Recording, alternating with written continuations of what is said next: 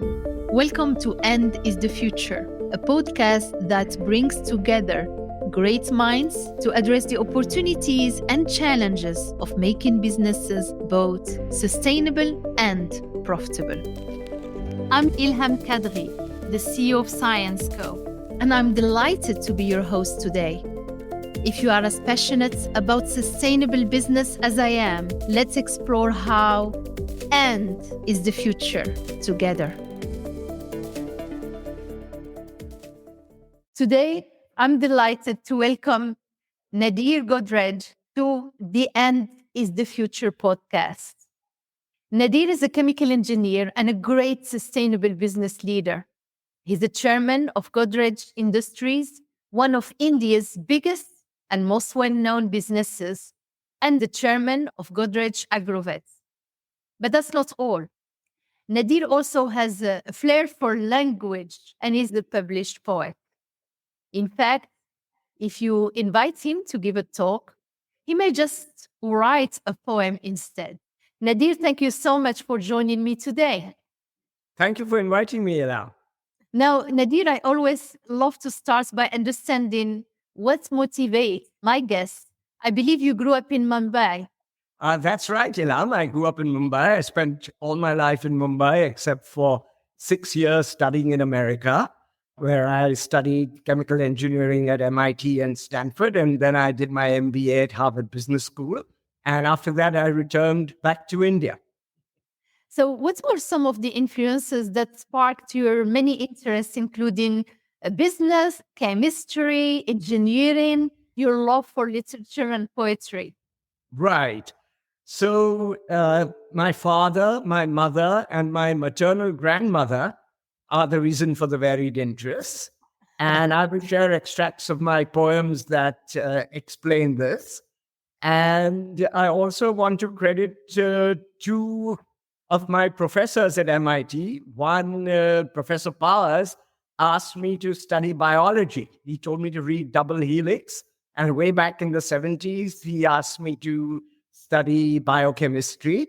And another professor, Professor Bador, the head of the department, asked me to write a paper on carbon dioxide levels in the atmosphere way back in the 1970s. Start off by talking about my father. My father partnered me in life. In times of joy and times of strife, he taught me from my earliest days to learn in most unusual ways. A learned man he always was, and I say this not just because he proudly claimed a PhD. There was much more, as you will see. Strange relations he could spot by linking each and every dot. In science, he was a real king, but his bat he'd readily swing at many subjects under the sun in ways that were so much fun. History, geography, linguistics, and free market economics were subjects that he would relish, and all of these he would embellish with anecdotes that linked them well. At an early age, I could tell that linking subjects helps you learn. Today, I know it helps you earn. The years he spent in Germany were a lasting legacy, and even native speakers found his German was very sound. And Austria then asked him to be their nation's honorary CG. One thing I found very nice, Papa was always most precise. We all recall that common sight, his Mercedes with the reading light, the trip he took around the site, ensuring everything was right. He always fought dirt and grime, came on time and left on time, enjoyed his work, enjoyed his play, watched that movie, saw this play, and classical music warmed his heart. Before dinner, the gramophone would start. And this is now about my mother and grandmother. 100 years ago today, my mother started on her way. But to understand her life as mother, teacher, perfect wife, her parents are the starting gate, the major part of her fate. My granny, Mama, was named Shireen, was always calm and never mean. Her name in Persian just meant sweet, quite apt for such a dulcet treat.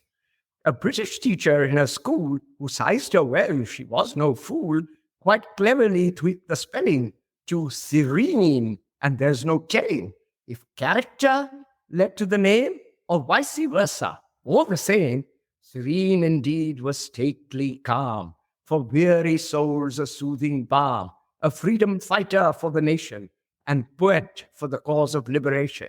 With great verve she would recite. I still recall that glorious sight. As a love of literature was kindled there, a love that mother would also share. She also sometimes took to verse for greeting cards that were terse.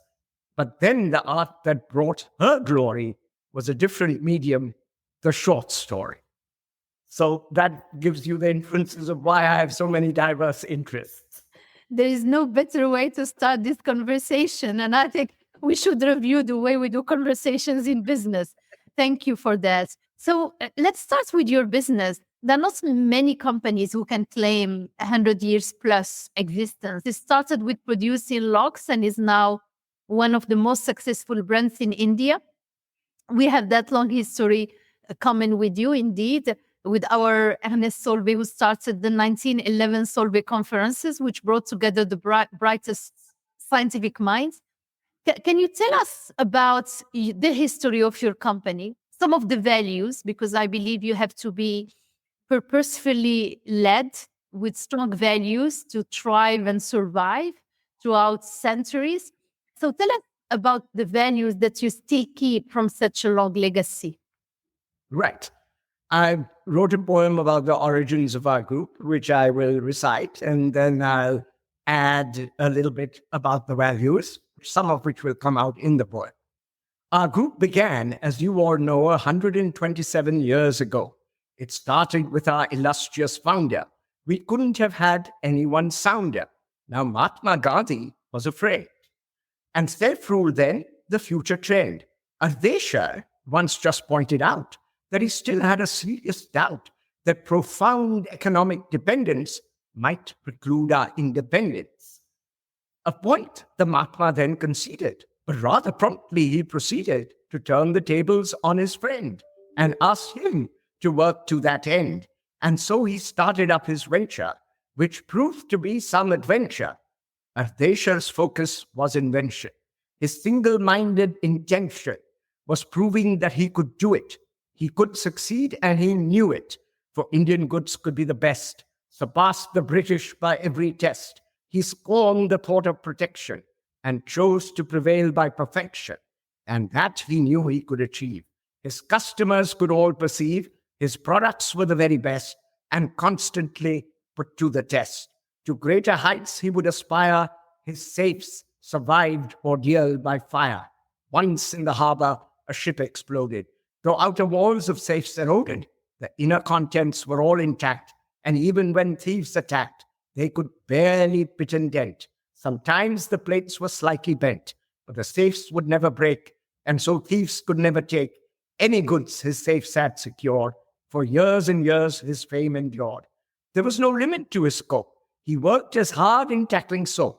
For many years he tried his hand until he could well understand the ins and outs of making soap. To vegetarians he gave hope. The other makers were all callow and made their soaps from lard and tallow, not prime but rendered in the street with the stink of rotten meat. But thanks to his determined toil, fine soap could now be made from oil. Ardesha was an inventor seer, quite confident, free from fear. Pirosha was the one who built an institution that would not tilt, standing straight and standing tall, answering a higher call. Both brothers helped build the nation on the back of innovation, the growth to which we now aspire, and hence our future will be bright if we always keep in sight that our founder took a noble call, and our founding story says it all. There was purpose, there were values. For us, this is the greatest news. We always helped to build the nation and believed in innovation. These always helped us in the past, and they will ensure that we last. And doing good is very sound. What goes around does come around. Doing good isn't just a cost. The gain outweighs all that's lost. My grandfather probably saw these examples and found no flaw. He brought far away marshy land. His critics just couldn't understand. They felt he had gone quite mad. But today we are very glad. Township then slowly arose, and this is where our business grows. Wow, amazing. So doing innovation and building a nation, doing good is not just a cost. My God, those are big, big leadership lessons. And Gandhi having a strong influence on your family, history. I've heard also a great story you told me about how your uncle was an environmentalist. And I'm not Right. surprised because you are sitting with me as a board member of the World Business Council for Sustainable Development. And you mentioned that he instilled a spirit of sustainability in your family and the company. I have Right. a similar history from my grandma, who raised me in Morocco and who told me that we didn't have a luxury to waste. So for sustainability started in my own home. What did your uncle teach you? Yes. I stopped, but there's a little bit about my uncle, which was there, which I'll read now. My uncle, known as SPG, way back could clearly see the environment was under stress. Neglect, he knew, would be a mess. Our creekside land was reserved, the mangroves there well preserved, and from my office I gaze out there. A Mumbai view that's very rare, with greenery all the way until you sight New Bombay. And I'm just looking out right there now. And now and then with friends I float on a gently moving boat with pink flamingos in full flight. To my mind, a splendid sight. In saving tigers, he played a role. The environment was a major goal. Wow, amazing. And Nadir, this podcast obviously is about how we can create businesses that are both sustainable and profitable, right? And that's power of the end. We call it "end is the future." It's so Right. important. Sustainability without profitability in our companies would not work, and profitability without having sustainability at the heart of the business strategy would not work. And you started talking about the good and the green sustainable initiative in your company. And I heard you say that you were able to become much more sustainable while achieving good profits because you were becoming so much more efficient. Can you tell our audience more about that? Yes. Uh, it is no longer climate change within a tolerable range. A crisis is what it's about, with fires, floods, as well as drought. Every week, a constant blast, far worse than seen in the past. In the Godrej Group, it is seen that our goals of good and green, though ambitious, will be done. Sustainability can be won. And so, without partiality, our goal for all is neutrality, whether water, carbon, or solid waste.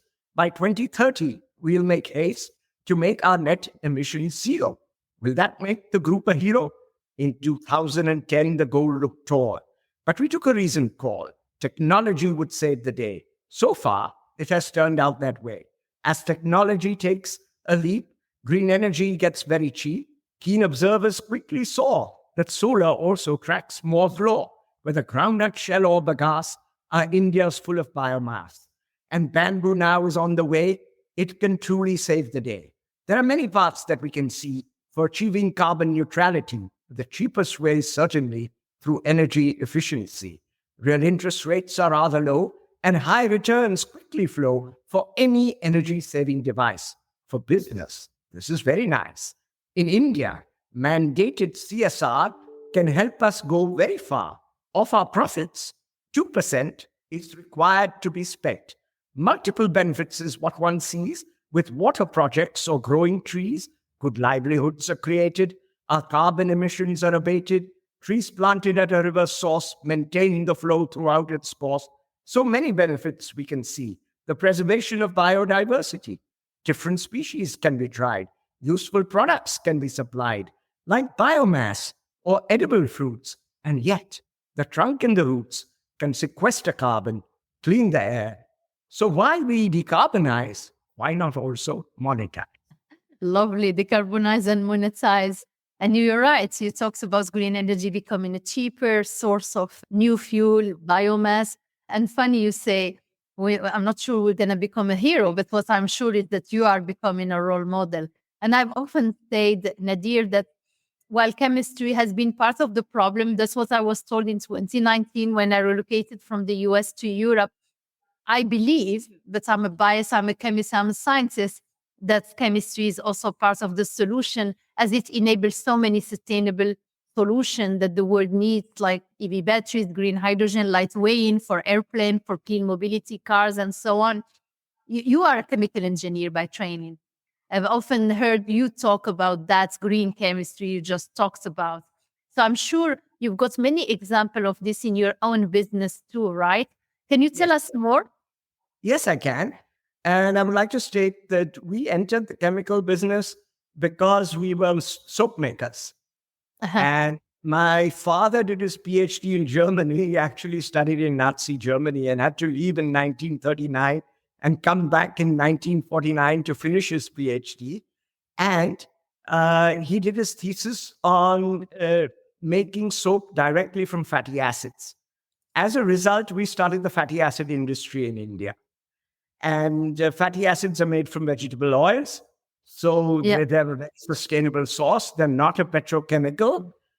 And later on, he tried to make alpha olefins out of fatty alcohols made from fatty acids.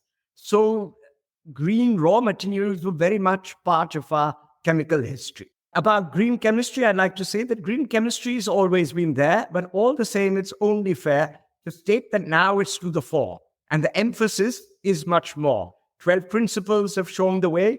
Green chemistry grows day by day. The cause by now would have been lost had we always incurred a cost. While planet saving led the way, now we know that it can pay. Harmful waste is very bad, but any waste is very sad.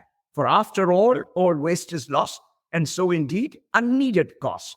For saving waste, it's always nice to have our reactions quite precise. Much progress we clearly see with nano and biotechnology. Of course, green chemistry is clean, but it pays well because it's lean. Crop yields are all on the rise, and so it's not a big surprise. Natural feedstocks are catching on. The fossil way may soon be gone. Surely every chemist knows of oil, starch, and cellulose. We've used sucrose and ethanol and started using glycerol. But now that in recent days we've made progress with cellulase, cheap, simple sugars can lead the way, the dawning of a glorious day. And soon we'll make a giant leap as green energy gets very cheap. We can go where it's stranded or where power can't be landed. Iceland, the Sahara come to mind. Other distant places we could find. We could make methanol from CO2 and formic or oxalic acid too. The chemistry would be very clean and, to my mind, truly green. This may seem a fantasy, but in good time, success we'll see. Well, to our audience, this is not the only time that Nadir, instead of making a speech or answering a question, he often recites poetry while giving the answers. And at the World Economic Forum this year, instead of presenting a speech, you read out one of your poems instead. Do you feel, Nadir, that poetry in a way touches the heart, connects our intellect, the rational? I feel that you heighten probably the emotion. Do you feel you help to move people to make the changes we need them to do by using poetry? I think so. People seem to enjoy it. It's a little bit unusual. The message really sinks in because they're listening. And as you said, there, it also appeals to the heart. So you have to make a good case for the mind, but you have to make a good case for the heart as well. And that's how you change cultures, right, in companies or society, is when you teach, you reach the hearts and you make that bonding, human bonding, real through the dialogue. And of course, sustainability is also about people. And I loved hearing about your training program at Godrej Industries, where you are providing education to 1 million people to help them increase their income and quality of life. Can you tell us more about that? Yes. I'm going to read a little bit of a poem I read out at the WBCSD, my first WBCSD meeting in Paris, along with COP that year. And so this was, of course, in 2015. Yeah. In training, we will play a role. 1 million people is our goal. You will agree that is plenty, and we'll do it all by 2020. For society, we do our bit, but we also benefit. Farmers gain from better yield and buy our products for the field. Beauticians gain a livelihood. as good practices are understood, occasionally they would select our products, then we could elect to co-create what customers need. Together, we would all succeed. So we try to use our training program to help society as well as to help the business. We strongly believe in Michael Porter's idea of shared value. You help society while you help the business.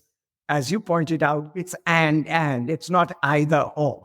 Yeah, and I love it. It's sharing the value creation with all and creating it for all. And that's a mantra, you role model for all of us. And thank you for that. Have you reached your million people goal by 2020? Yes, we've already reached it. Yes. Yeah, it's amazing. Congratulations. And it has been obviously always a pleasure. I got to know you more at the WBCSD, the World Business Council for Sustainable Development, where we ensure with all the stakeholders in the room, around the table, more than 350 companies in this beautiful association, non-profit association, to really take action to limit the climate crisis, restore nature and tackle inequality, and to treat all the three with equal importance. And a lot of what we are doing is instilling that sustainable leadership. What advice, Nadir, would you give to the young people listening to us? Right. First of all, I would like to stress that preventing climate change is already cheaper than adapting to climate change. So our focus should be on prevention. Of course, until we prevent, we have to adapt, but we should focus as much as possible on prevention. It seems like a very heavy cost, but it's an affordable cost if there is a level playing field. So it's very important to have a level playing field for business, and associations like WBCSD need to work to have a level playing field, because with a level playing field, it will be profitable for everyone to prevent climate change. That being said, we have to look for win-wins. We have to look for energy efficiency devices. We have to look for new technologies. New technologies are constantly coming, and young people should focus on new technologies because that's a way to solve it. New kinds of biomass, new kinds of energy efficient solutions, new kinds of nuclear power can all help us to overcome these problems.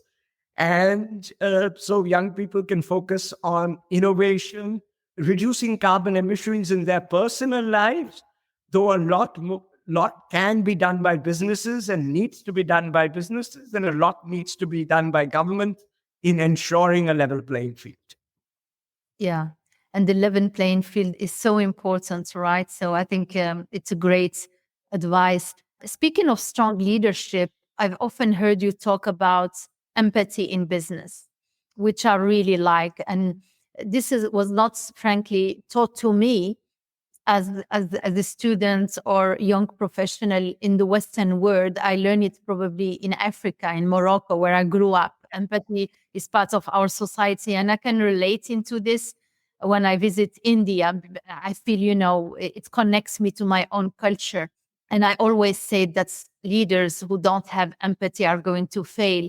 People also speak of you warmly around you, and in our small ecosystem of business and the chemical industry world, you have a reputation for being simply a kind person, with a big K, really a kind person. How important is empathy and kindness in your leadership? For me, it's very important. And I think I got the original message from my mother. She was a teacher, and she had a very unusual kind of classroom. I used to go to her classes sometimes, and she would give assignments at the beginning of the week, and the children were free to do them at any time. Her class was an extremely noisy class. The children were running around all over the classroom, yet they got all their work done. They could ask each other for help, or they could come to my mother for help. As long as they finished the tasks at the end of the week, she was happy. So they learned how to work on their own. They learned how to get on with people, and there was nobody directing them. So I always feel that people should be self-motivated.